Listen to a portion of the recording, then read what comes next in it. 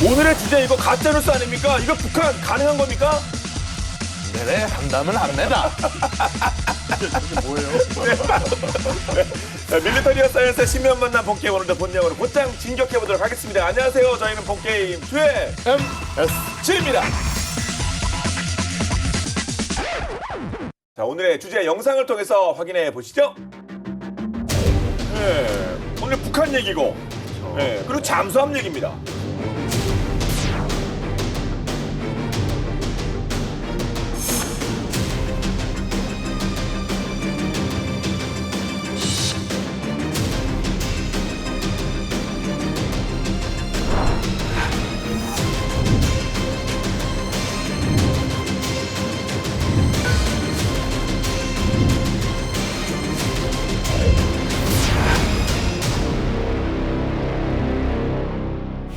최근 언론 보도를 통해 한 번쯤 접하셨을 장면이 아닌가 싶은데요. 북한이 최근 핵 역량 고도화에 나서고 있습니다. 다양한 분야 중에서도 특히 이제 핵운력에 집중을 하고 있는 그런 모습인데요.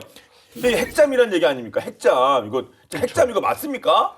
일단 북한이 공개한 내용이 사실이라면은요. 네. 그렇습니다.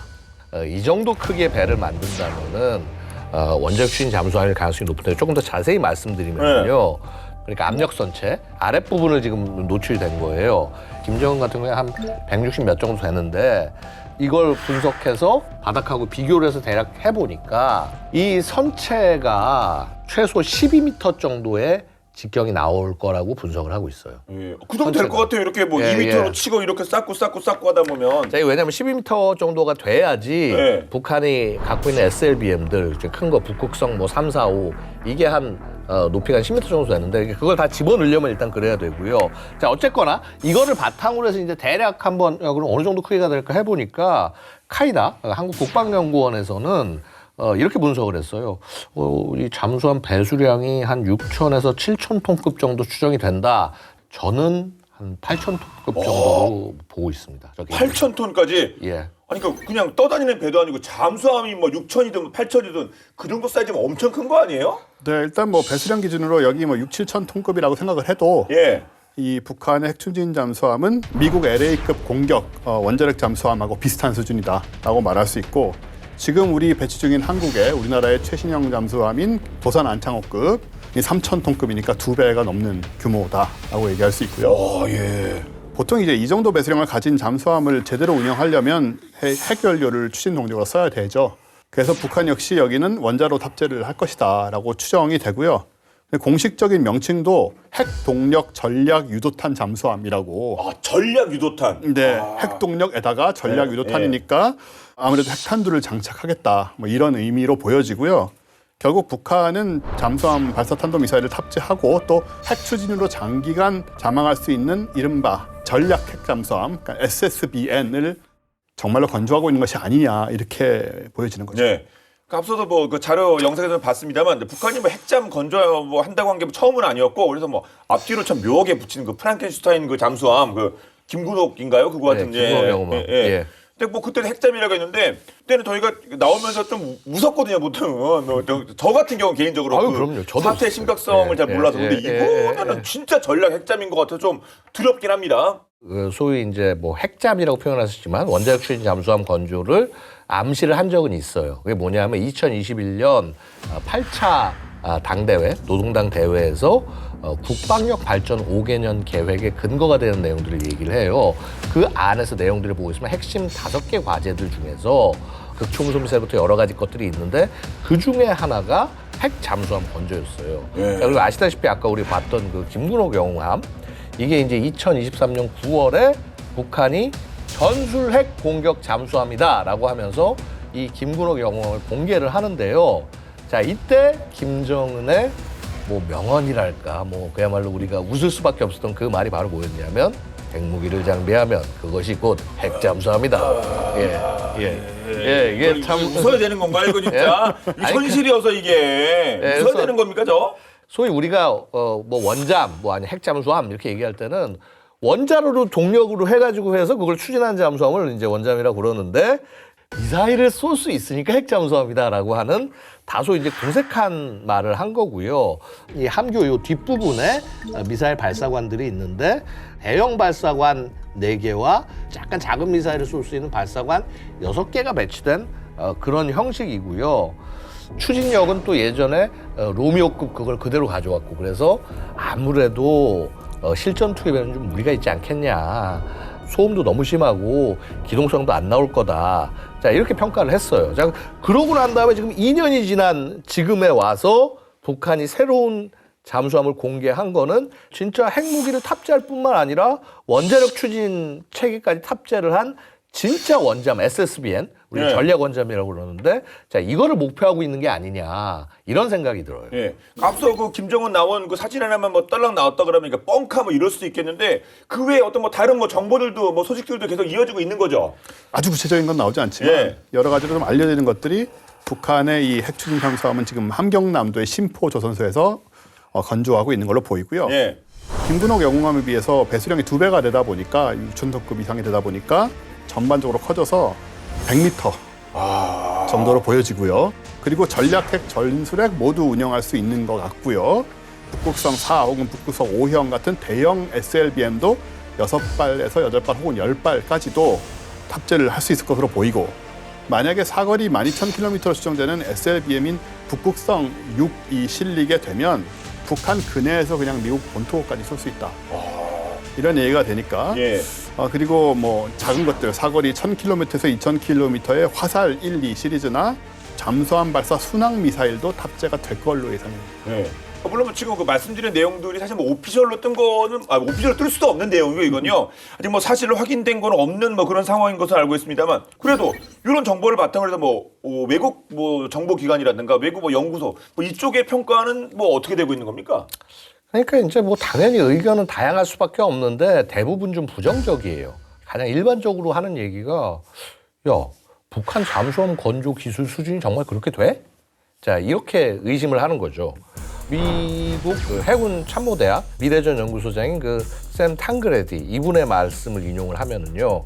자, 북한은 독자적으로 핵 잠수함을 건조할 능력이 없다. 자, 이렇게 거의 단언으로 얘기를 하고 있어요. 그러니까 핵 잠수함 만들려면 핵 추진에 필요한 그 뭐 재료, 뭐 지식 이런 것들을 알려주고 제공해줘야 되거든요. 우리 소위 공급망이라고 하는 것.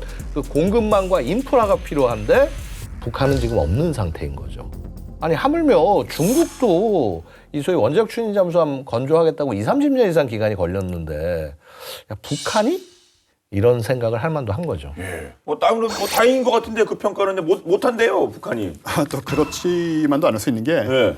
미 해군에서 30년 동안 복무하고 잠수 함장도 역임했던 랜드 연구소의 수석 정책연구원인 브래들리 마틴도 사실 비슷한 발언을 하긴 했지만 러시아가 협력을 하고 있지 않겠느냐, 또 이렇게 또 점을 쳤습니다. 자체적이지 않다는 거로 치면 맞는데 누가 도와주면 이거 다른 얘기 아닙니까 그러면? 다른 얘기죠. 네. 왜냐하면 실제로 지금 북한 잠수함 건조 속도가 굉장히 빠르거든요. 북한이 핵잠수함 추진 프로그램을 공식 과업으로 제시한 후에 불과 4년 만에 건조 현장을 공개를 했고, 또 2024년 1월에 다시 한번 핵잠 건조를 밝혔던 시점 기준으로는 불과 1년 뭐 정도밖에 안 됐기 때문에 북한이 러시아로부터 어떤 지원을 받느냐에 따라서 이 핵추진 잠수함 건조 기간이 단축될 수도 있는 상황이고요. 근데 대부분의 전문가들은 실제로 북한이 핵잠수함을 운용하고 유지하기까지는 좀 시간이 많이 걸릴 것이다라고 전망을 하고 있는데, 왜냐하면 북한이 러시아 설계도를 다 가져와서 뭐 핵잠수함을 만든다고 해도 기술적 난이도가 굉장히 높다라는 점은 이제 지적이 되는 거죠. 아니 그러면 이게 북한이 뭐 기술이 있다는 겁니까? 아니면 기술은 없는데 누가 줘서 기술을 어떻게든 뭐 갖추게 됐다는 겁니까? 아니면 기술이 있는데 그래도 그걸 실행할 능력이 없다는 겁니까? 아니면 시간만 있으면 어떻게 된다는 겁니까? 도대체 무슨 얘기예요? 할 수 있다는 겁니까? 없다는 겁니까? 가짜뉴스라는 거예요? 아니라는 거예요? 앵커님 말씀이 더 헷갈리는데. 정리 부탁드려요. 나도 헷갈려요 지금. 북한이 핵잠을 만든다는데.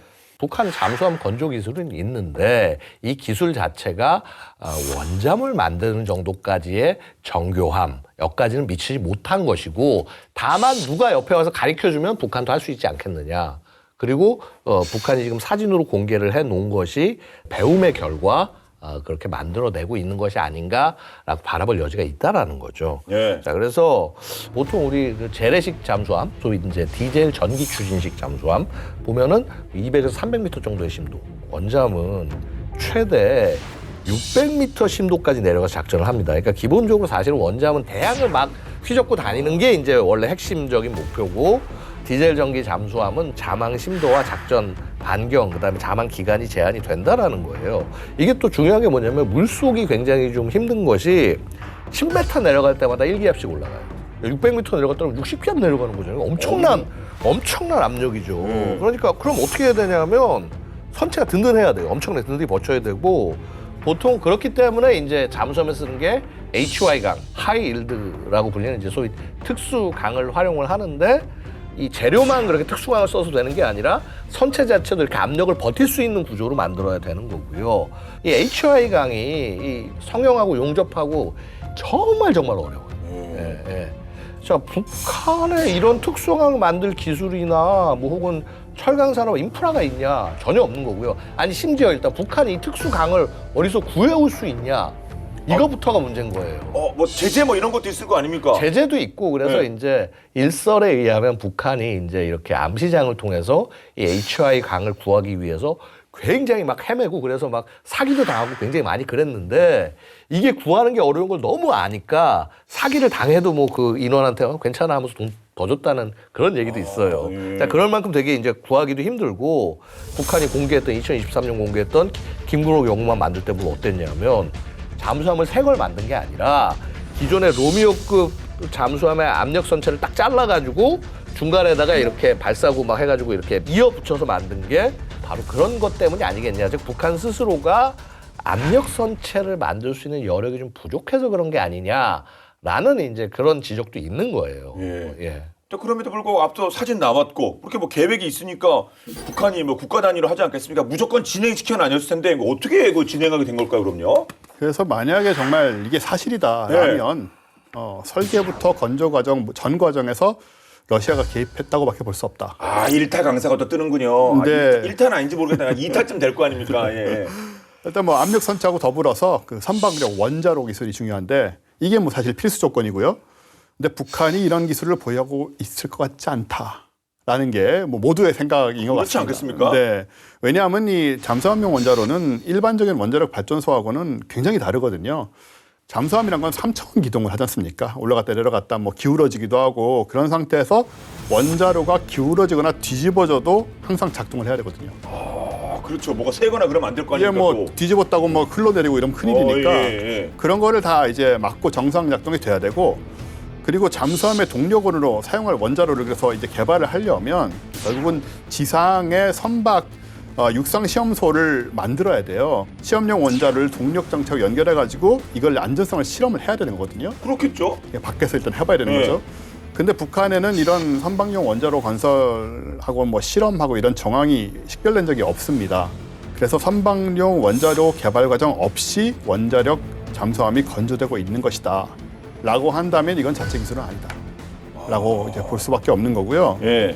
그리고 핵추진 잠수함은 방사능 누출 위험이 항상 있기 때문에 내부에 또 방사능 오염을 막기 위한 안전 설비를 만드는 기술이 필요한데, 이것도 북한이 있을 것 같지 않고요.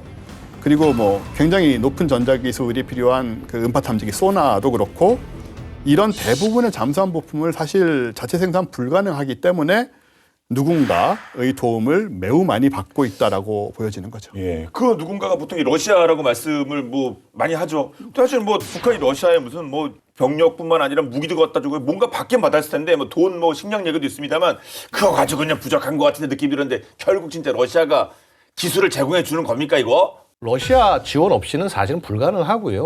어떻게 보면 이제 아까 잠깐도 말씀드렸지만 중국이 개발 기간이 오래 걸린 게 러시아가 안 도와줘서입니다. 예.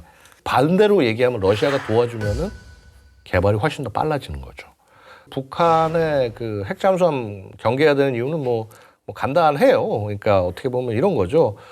일반적인 그 동력형 잠수함은 이제 속도가 시속 10에서 15km 정도인데 최고 속도는 40km 정도. 근데 최고 속도로 추진하는 게 계속 추진하는 게 불가능합니다. 그러니까 고속 항해를 1시간 쫙 해버리면 방전돼가지고 그 다음에 못 움직여요. 근데 반면에 이제 원자력 추진 같은 경우는 최고 속도가 한 시속 50km 정도 되고요. 이걸 계속 동력을 계속 추진할 수가 있는 거죠. 뭐 예를 들어서 두 잠수함으로 지구 한 바퀴를 돈다. 지구 한 바퀴가 4만 120km 정도라고 하는데 원자력 추진 잠수함으로는 40일이면 돌고 구형의 디젤 전기식 잠수함 같은 경우는 140일가량 100일 차이가 나는 거죠. 그러니까 한마디로 수중 작전 능력을 비교하는 것은 적합하지 않다라는 것이 있어요. 다만 디젤 전기식 쪽이 전기를 사용할 때는 원자력 추진 잠수함보다는 조용하거든요.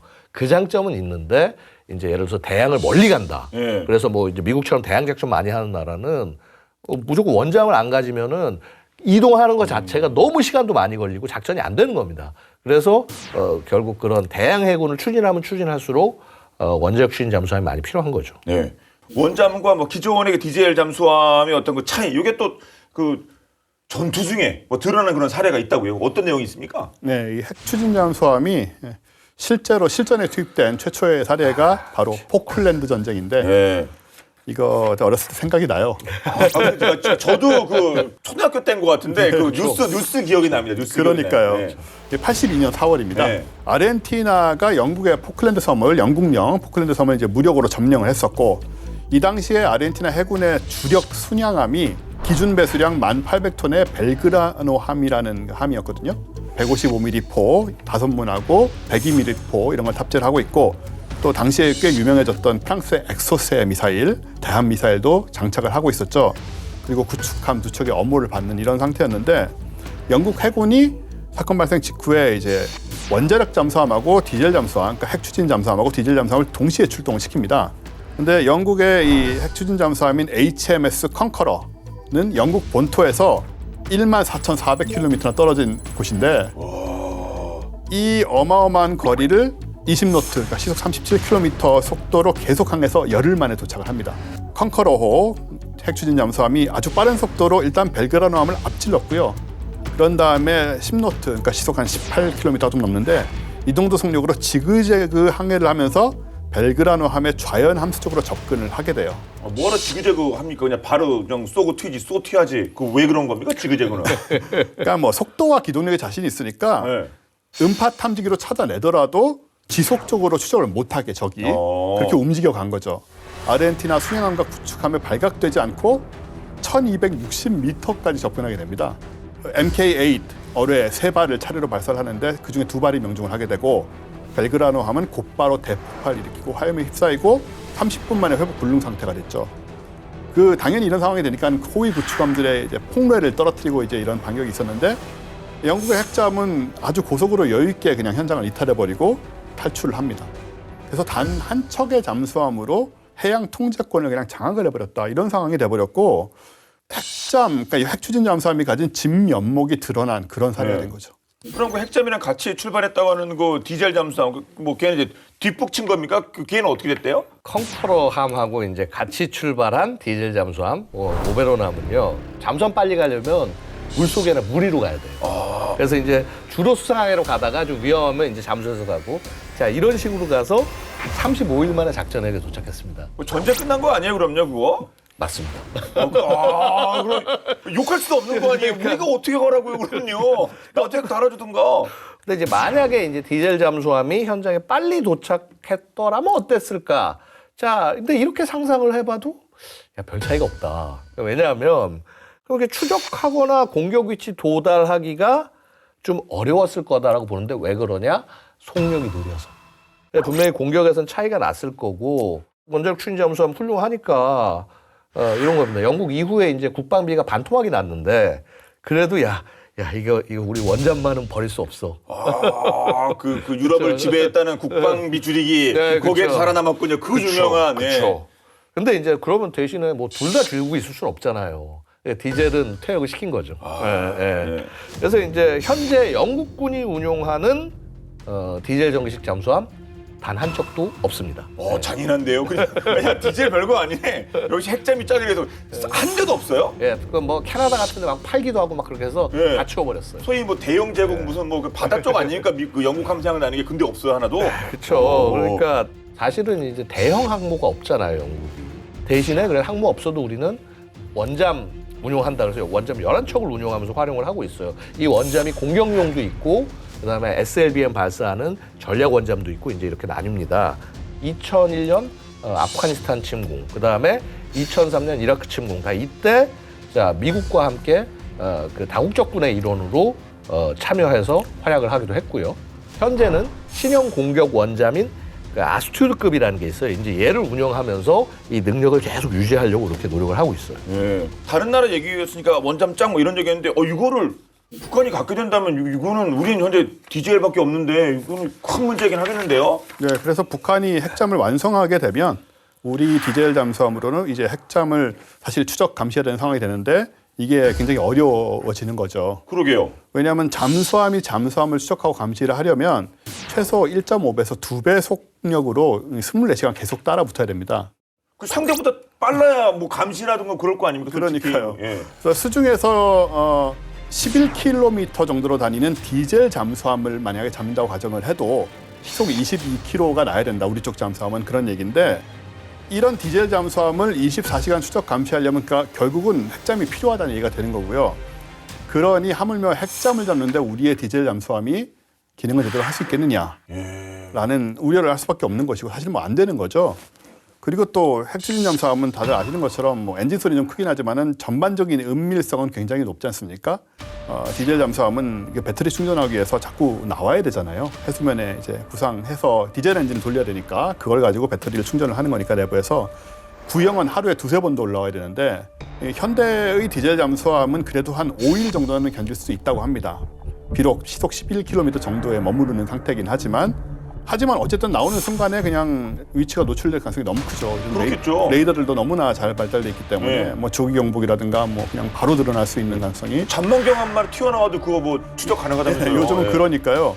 그런데 핵추진 잠수함은 이론상으로는 그냥 무제한 수중 작전이 가능하고 사람이 살고 있으니 나오긴 해야겠지만 이론상으로는 가능하고 그리고 이런 강력한 작전 지속성을 갖고 있으니까 공격 능력, 생존, 뭐 보복 능력 모두 다 비교가 안 되게 뛰어나고요. 그래서 북한의 소위 핵 억제력이 핵잠을 통해서 아주 비약적으로 강해진다라고 얘기할 수 있죠. 뭐 다른 무기는 몰라도 북한의 뭐 ICBM이라든가 북한의 핵잠 이거는 마치 뭐 우리만 비상인 게 아니라 이거 뭐 전 세계 비상 아닙니까 이러면요? 우리뿐만 아니라요. 미국에도 상당한 위협이 될 수가 있어요. 미국이 더 심각할 수 그렇죠.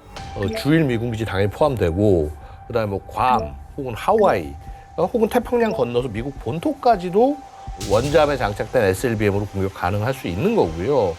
하여튼 그 존재한다는 거 자체만으로 그 북한의 핵무기 공격 범위가 확대되는 직접적 효과가 있다. 자, 이렇게 평가를 합니다. 만약에 이제 뭐 미국이 북한과 뭐 핵 군축 동결 등 어떤 그 협상에 임하게 된다, 군축 협상에 임하게 된다 이럴 경우에는 이러면은 되려 우리가 조금 더 불리해지는 상황이 될 수도 있지 않나. 예. 뭐 이렇게 볼 수도 있겠어요. 이건 솔직히 뭐 보통 이때 그 질문이 그 우리의 대응은 어떻게 됩니까? 근데 우리의 대응이 아니라 우리 플러스 우리 관계국들의 대응은 이거 어떻게 해야 되는 겁니까? 아 역시 이게 우리 본 게임 오래 하시다 보니까 딱 감이 오시나 본데. 아니 이게 지금 먹고 사는 문제가 아니라 먹고 사는 문제가 아니라 이게 죽느냐 사느냐 문제가 아니에요. 북한 핵잠은. 예. 그래서 그러니까 당연히 이게 우리 한반도 안보 문제이기도 하지만 인도 태평양 인태 지역 전체 안보 문제이기도 하다라고 말씀드릴 수 있고요. 그래서 제일 먼저 해야 되는 게 국제사회 연대가 제일 중요하다. 기존의 유엔 결의안이 존재하기 때문에 이것에 기초한 대북 제재를 강화한다. 이거는 강화한다는 게 뭐 제재를 새로 하자는 게 아니라 기존에 있는 제재를 나라들한테 돌아다니면서 잘 지켜주세요. 이행해 주세요라고 하면서 자 이렇게 하는 게 정말 필요하고요. 뭐 또 이제 우리로 들어와서는 당연히 우리 국군의 대비태세 이거를 정말 공고히 하는 거는 당연하고 굳건한 한미 동맹을 당연히 유지해야 되고 뭐 특히나 뭐 정보 공유, 군사적 대비태세 이런 것들 다져야 되고 북핵 대응을 위한 고강도의 한미 연합 작전 능력을 발전시켜야 된다. 그래서 우리 그 아시다시피 이제 NCG 그러니까 핵 협의 그룹 만들고 그다음에 한미 핵 공동작기 얘기하면서 핵 능력을 한반도에서 한미가 같이 좀 할 수 있는 그런 기반을 만들자고 얘기하고 CNI, 컨벤셔널 누클리어 인터그레이션을 해서 재래 전력과 핵 전력이 통합돼서 같이 작전하는 그런 역량을 가져가야 된다. 그리고 더욱더 중요한 건 우리 독자적으로 북한의 원잠을 추적하는 능력 키우는 거 정말 중요하다. 그래서 이제 최근 가장 많이 되는 것이 이제 한국형 핵 잠수함, 핵 추진 잠수함 이제 이 얘기를 많이 하세요. 야, 뭐 한국도 그럼 핵 무기를 갖는 거 아니냐? 이제 우리가 뭐 어디에다 핵 쏘는 거 아니냐? 뭐 이렇게 잠수함에서 뭐 그렇죠. 근데 이게 이제 핵으로 공격하는 게 아니기 때문에 이 원잠은 핵무장이 아니다. 엄연히 다르다는 겁니다. 대한민국이 만약 원자력 추진 잠수함 개발한다면은 이거는 그냥 SSBN, 그래서 원자력 추진의 동력의 핵미사일을 쏘는 SSBN이 아니라 원자력 추진만 하는 거다. 이걸 확실하게 짚어 넘어가고 싶고요. 사실 원잠 이외에도 여러 가지 해답들이 있을 수가 있습니다. 알겠습니다. 예. 다시 한번 뭐 한국형 뭐 핵잠 이렇게 언급되는 것들은 핵 추진입니다. 걷다가 뭐 핵무기 지금 다는 건 아닙니다. 그런데 아무튼 이 핵잠은 이게 핵 추진이겠죠. 핵 추진. 근데 이게 건조는 뭐 당연히 어려운 일이겠죠. 우리가 이 원잠을 만들려고 하면 지금 한미 원자력 협정에 걸리는 상황이 되는 거죠. 아, 또 그렇죠. 예. 뭐 기술적인 문제 이전에 예. 이 협정의 핵심은 첫째는 일단 우리가 사용 후 해결료를 재처리할 수 없게 돼 있고, 그리고 우라늄 농축도 20% 미만으로 제한돼 있고, 생산된 모든 핵물질은 군사적 목적으로는 쓸 수 없게 돼 있습니다. 그러니까는 이 부분이 해결이 안 되면 이게 미국의 승인이 없이는 사실은 어렵게 되는 거죠. 예. 그래서 일각에서는 아예 프랑스 같은 데서 그냥 20% 이하 전농축 우라늄을 그냥 사자. 미국의 동의 없어도 되지 않느냐.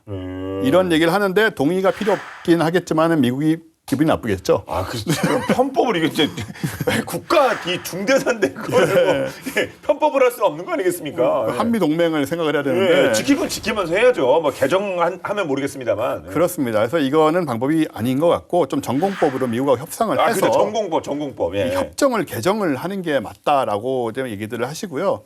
사실 우리나라처럼 이 사용 후 해결료 재처리가 불가능했던 나라가 일본이거든요. 그래요? 예, 일본인데 이미 80년대 후반에 일본은 오랜 협상 끝에 예외 인정을 받아서 그 이후에는 사용 후 해결료를 재처리할 수 있게 됐다라는 거. 그러니까 우리도 예. 좀 이런 방법으로 가야 되지 않느냐라고 생각이 되죠. 예. 그냥 뭐 아이디어 단계긴 합니다만 진짜 한국형 핵 추진 잠수함이 개발된다고 하면 이해관계자들 손 들어보세요. 저요 지금 엄청납니다. 지금요. 한 반 만들게 생겼어요. 맞습니다.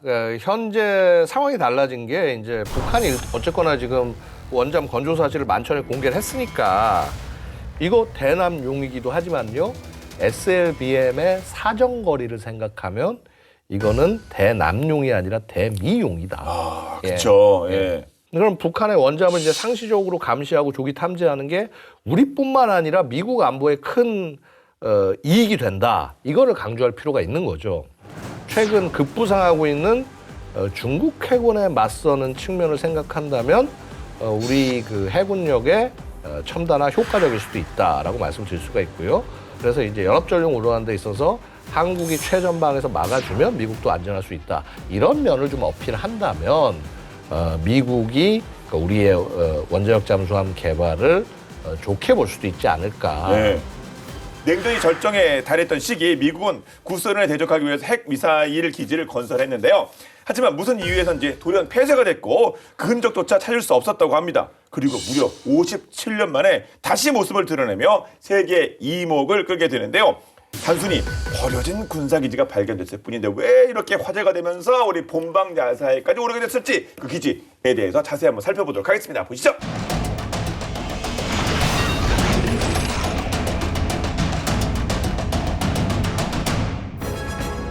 레이더 장비를 탑재한 항공기를 타고 그린란드 상공을 비행하던 나사 과학자들. 여느 때와 같이 빙상 위를 날며 데이터를 수집하던 중 별사탕처럼 생긴 어떤 물체를 감지합니다.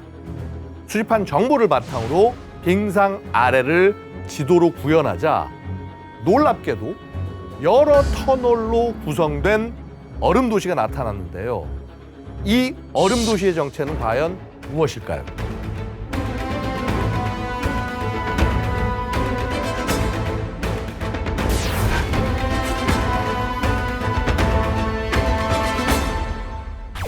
냉전 시기 미국과 구소련은 핵무기 개발 경쟁에 열을 올리고 있었는데요. 쿠바 미사일 위기 이후 냉전은 최고조에 달했고 핵무장과 동시에 적의 핵 선제 공격을 막을 수 있는 방안 마련이 시급해졌습니다. 이에 미국은 지리적으로 가까우면서 적으로부터 눈에 띄지 않을 전략적 요충지를 물색하게 되는데요. 그때 주목한 곳이 바로 북극이었습니다. 정확하게는 북극권에 위치한 그린란드였죠. 그린란드는 덴마크의 자치령으로 면적 약 220만 제곱킬로미터, 한반도의 약 4배에 이르는데요. 섬의 85%는 두꺼운 얼음으로 덮여 있고 이 빙상은 최대 3km 두께에 달했죠. 그린란드 대부분의 지역이 북극권에 속해 겨울철에는 태양이 전혀 드러나지 않는 극한의 환경이었습니다. 대체 왜 이런 곳을 전략적 요충지로 주목했나 싶으실 텐데요. 그린란드는 미국에서 구소련까지 가는 최단 경로로 군사적 갈등을 중심해서 중요한 위치였습니다. 뿐만 아니라 제3차 세계대전이 일어난다면 그 전략적 중심지는 북극이 될 것이다라는 말이 나올 만큼 핵 강대국의 중간 지점에 위치해 있었죠. 선제 공격뿐만 아니라 감시 측면에서도 전략적인 곳이었기에 미국은 그린란드 얼음 밑에 군사기지를 건설하기로 합니다. 그런데 이곳은 덴마크 자치령 아니겠습니까? 이 말은 즉 허가가 필요하다는 얘기인데요. 제2차 세계대전이 끝난 후 미국은 그린란드에서 철수하는 대신 1951년 덴마크와 새로운 조약을 체결하는데요. 미군이 그린란드를 북극 작전기지로 사용할 수 있는 권한이었습니다. 이에 미국은 그린란드 북서쪽 해안에 툴레 공군기지를 건설했죠. 하지만 이번엔 그냥 기지도 아니고 핵 미사일 기지잖아요. 아무리 조약을 체결했다지만 덴마크가 이를 허락해 줄 리도 없고, 더구나 이 프로젝트는 극비로 진행되는 만큼 덴마크에게는 절대 말할 수도 없는 노릇이었죠. 그래서 미국은 덴마크 정부에게 그린란드 얼음 아래 과학연구용 기지를 짓는다며 그 목적을 살짝 바꿔버렸죠. 이를 알 리 없던 덴마크는 기지 건설을 허락했고, 미국은 1959년 얼음의 땅에 터널을 뚫기 시작합니다. 탐지가 어려운 그린란드의 북서부 빙상 아래 핵 미사일을 숨기는 프로젝트 아이스웜이 진행되는데요. 얼음을 뜻하는 아이스와 벌레를 뜻하는 웜의 결합으로 이는 얼음 아래 숨겨진 미사일 기지를 나타내는 은유적인 표현이었죠. 지하도시와 다름없는 거대 기지를 구축하는데 약 800만 달러가 투입됐는데요. 오늘날의 가치로는 1억 달러, 한화로 약 1,400억 이상이었죠. 빙하 아래 격자형으로 총 길이 3km의 터널 21개를 뚫고 레일을 깔았는데요. 특수 개조된 ICBM 린스맨이 이 빙하 아래 미사일 기지에 배치되었죠. 1959년 개발된 이 3단 고체연료 미사일은 길이 16m, 무게 30톤, 사거리 1만 킬로미터에 달했는데요.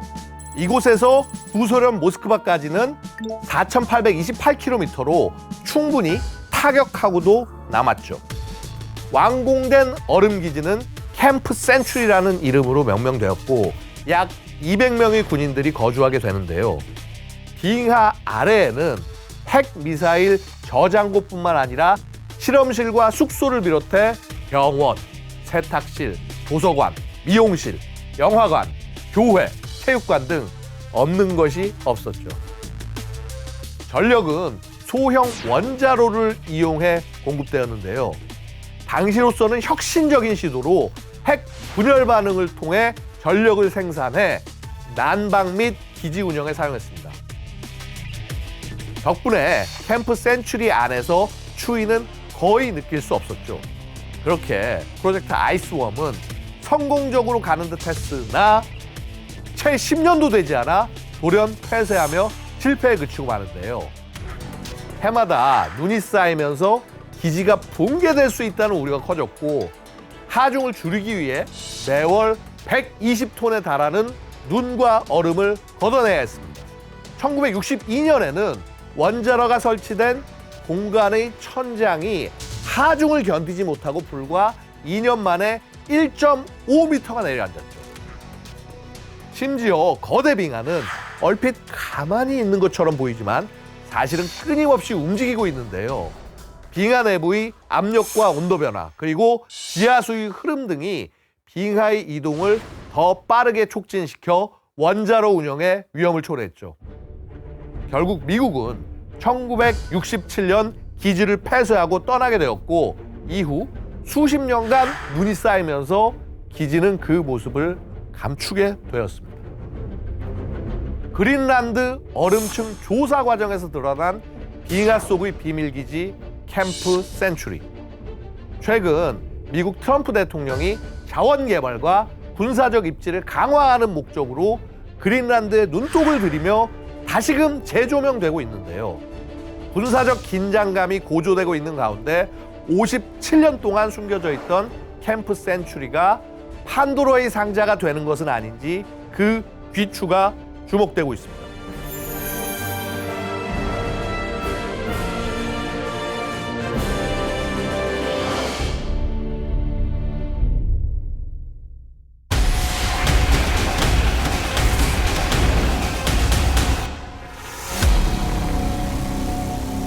북한이 이 핵잠을 조용히 만드는 게 아니라 방금 보신 것처럼 당당하게 공개를 했거든요. 그런데 또 당당히 건조 사실을 밝힌 그 무기 체계가 또 있다고요? 네, 지난달에 북한이 이 원잠과 함께 대형 전투함 건조 모습도 공개를 했습니다. 예. 2025년 3월 8일에 건조 현장을 공개를 했는데 이렇게 불러가만 이거. 예. 예. 북한 남포조선소에서 건조하는 것으로 보이고 4,000에서 5,000톤급으로 추정이 되고요. 또 함정 전자장비를 지금 탑재하고 있는 상황인 것 같은데 북한의 식량 함정 공개가 이번이 처음이 아닌데 지난해 말, 그러니까 2024년 12월에도 한 차례 보도가 된 적이 있었죠. 근데 이 빨간 네모친 건 이건 뭐죠? 자, 이제 함교가 있으면 함교 아래 여기 보통 존재하는 게 위상 배열 레이더 공간이에요. 북한도 이지스함을 갖겠다. 북한판 이지스함이다. 그래서 뭐 호사가들은 북지스 이렇게 부르기도 한다는데. 우리 남지스는 아니에요. 우린 이지스. 우린 제대로 오피셜로 가고 북한은 북지스. 근데 이제 북한 요 보면은 그러니까 창 크기 자체가 1m가 넘지 않을 걸로 보이는데 그 우리나라하고 미국이 운영하는 이지스 레이더 위상 배열 시스템 이게 높이 폭이 한 4m 정도 돼요.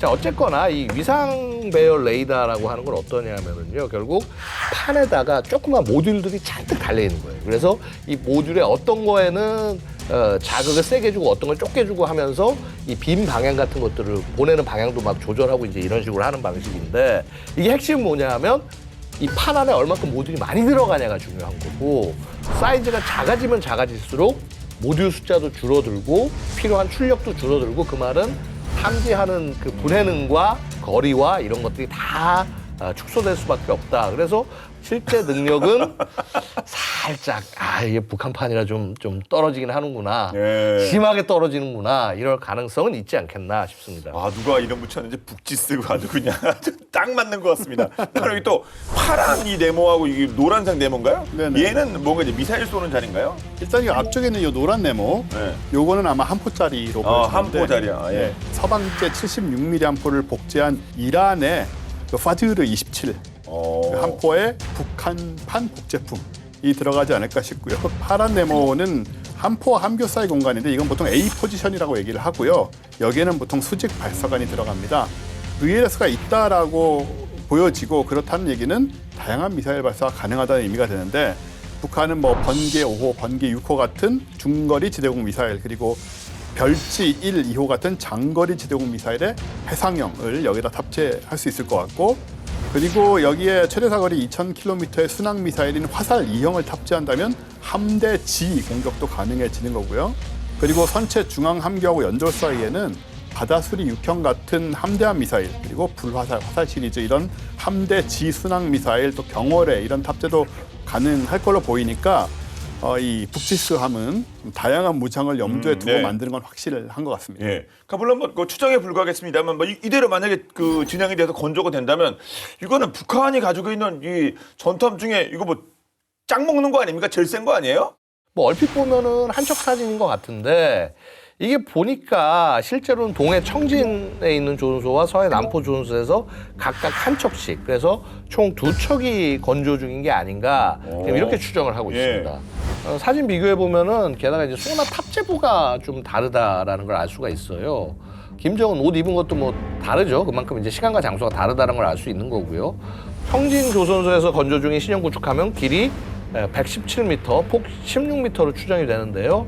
전체적인 크기, 레이더 장착 공간의 면적 이런 거 고려했을 때 러시아의 기술과 부품을 사용한 중형 방공 전투함으로 추정이 된다. 이렇게 말씀을 드릴 수가 있고, 배가 완성되면은 북한은 그 해군 창설 이후 처음으로 정말 제대로 된, 그래서 대양까지 나갈 수 있는 다목적 전투함을 보유하게 되는데요.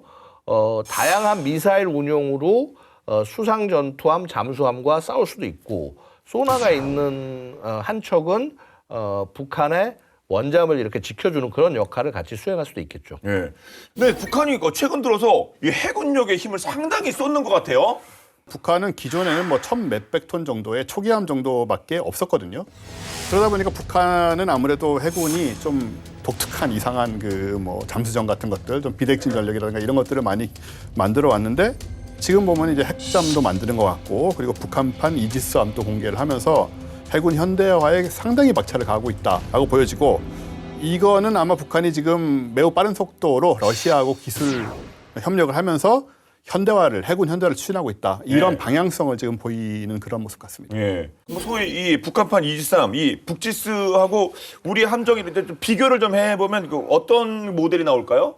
우리 호위함 중에서 가장 하위 전력이 인천급 호위함인데, 길이 114m에 폭 14m, 만지배 수령 3,200톤으로 함대함 미사일 8발, 함대지 미사일 8발 이렇게 이제 따로 별도로 탑재를 하고 있습니다. 근데 이제 한편 이제 보다 조금 더 커진 대구급 호위함. 이 대구급은 8척이 건조됐어요. 길이가 122m, 폭은 14.2m, 그다음에 만재 배수량 3,600톤으로 알려졌습니다. 좀 커졌죠, 아무래도. 그러네요. 대구급보다. 16기의 한국형 수직 발사 체계 KVL에서 탑재가 돼서 함대함, 함대지, 함대잠 미사일은 물론 함대공 미사일까지 다양하게 실을 수가 있습니다. 근데 뭐 인천 대구급만 봐도 말씀하신 거 합쳐보면 14척. 뭐 북한판 이지스함은 한참 건조 중인데 뭐 2척. 뭐 거의 7배.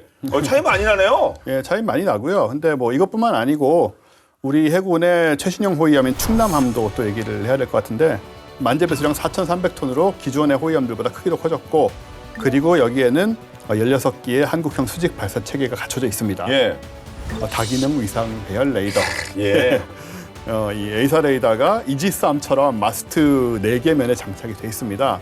그래서 별명이 미니 이지스함이라고 할 수 있을 정도로. 그럽니다. 예. 그리고 함정의 뭐 두뇌인 전투 체계, 그리고 눈에 해당되는 뭐 레이더 이런 주요 탐지 장비들, 네. 무장 이런 거 다 국산으로 돼 있고요. 충남급은 앞으로 3년 안에 6척이 또 배치가 되는데, 더욱 개량될 차기 호위함도 2032년까지 또 6척이 건조될 예정이고, 네. 그래서 이 2032년 이후에는 우리 해군의 전체 호위함 숫자만 26척이 될 예정이기 때문에 북한이 서두르고 있지만 아직은 차이가 많이 난다고 볼 수 있습니다. 북한은 1,500톤 규모의 압록급 경비함 2척, 그 두만급 경비함 1척을 보유하고 있고요. 여기에 또 신형 함정 2척을 보신 것처럼 건조 중이니까 다 합쳐봤자 5척이어서 예. 해군 전력에서는 뭐 우리 해군 호위함 전력하고는 좀 비교는 불가능합니다. 그 진짜 뭐 소위 뭐 넘사벽 뭐 이럴 때 쓰는 말 아닙니까? 이렇게 북한과 대한민국에 이렇게 해군력 차이가 나는데, 아니 왜 거기다 돈 쓰고 있죠? 그거 뭐 쫓아오지도 못할 걸? 대내적 그 정치 리더십 강화가 하나고요. 자, 그다음에 대외적으로는 한미 연합훈련 맞서가지고서야 우리도 이거 대응할 수 있다. 뭐 거기에 순항 미사일에 핵 탑재해가지고 공격할 수 있다. 이 얘기 계속하고 있거든요. 그리고 이제 장기적으로 봤을 때는 뭐 이제 뭐 대미 협상 카드로도 쓸 수 있는 것이 아니냐라고 이제 말씀하시는 분들도 있고요. 북한과 러시아가 군사 동맹으로 지금 밀착되고 있다라는 게 진짜 중요한 얘기입니다. 연합 군사 훈련을 뭐 예를 들어서 어떻게 해상에서 해군끼리 이렇게 할 수도 있는 거예요. 우리가 뭐 미국과 하듯? 미국과 하듯이. 뭐 일단은 지금 뭐 시작 단계이기도 하고 뭐 내용도 아직 불명확하긴 한데, 그렇다고 해서 북한의 원잠 개발과 혹은 신형함 건조 이거를 얕봤다가는 정말 큰 일을 당할 수도 있다라고 말씀을 드릴 수 있습니다. 예. 그러니까 지금 뭐 이 순간에도 가장 중요한 사실은 북한은 핵잠을 건조하고 있다는 겁니다. 잊지 말아야겠습니다. 자, 본격적으로 해군력 강화에 나선 북한의 상황 살펴봤는데 두 분 어떻게 생각하시는지 끝으로 한 말씀씩 부탁드리겠습니다. 북한이 해군력 강화를 하는 부분들은 사실 경제적 한계 때문에 잠수함도 많이 못 만들고 배도 많이 짓지는 못할 거예요. 근데 하나를 갖더라도 그래서 더 확실한 거를 가지고 위협을 하려고 할 가능성이 굉장히 높고요. 그래서 뭐 보통 우리가 해답으로 뭐 이렇게 우리도 뭐 원자력 추진 잠수함 만들어서 대응하자. 좋습니다. 그럼 그것도 일종의 방법이 될 수 있습니다만은요. 실제 북한 잠수함이 이쪽에서 작전할 수 없는 환경을 만들고 그것이 뭐 우리 혼자의 혼자의 힘이지만 동맹, 미국, 그 다음에 어쨌거나 같은 위협을 공유하는 유사 입장국인 일본 혹은 뭐 기타 심지어 호주 같은 이런 국가들까지 전부 다 같이 모아서 최대한 활용하는 거 굉장히 좋은 방법이 될 수 있고 진정한 해답은 무인 체계 쪽을 얼마큼 잘 발전시켜서 대응하는 있어요. 왜냐하면 365일, 1년 365일 그 앞에서 적진 앞에서 죽치고 대기하면 되는 거거든요.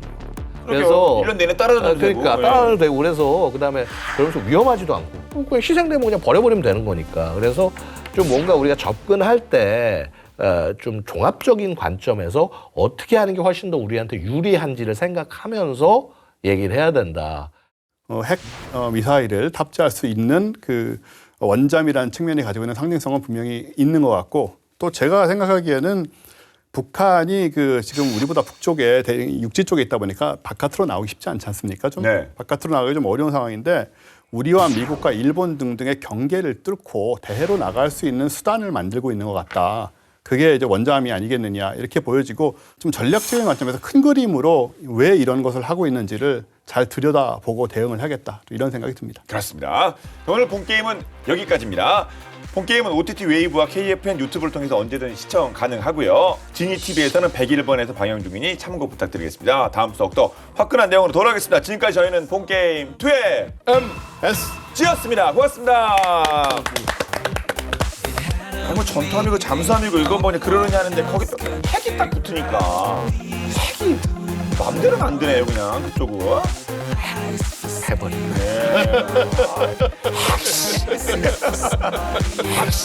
돈도 없으면서. 그러니까요. 아,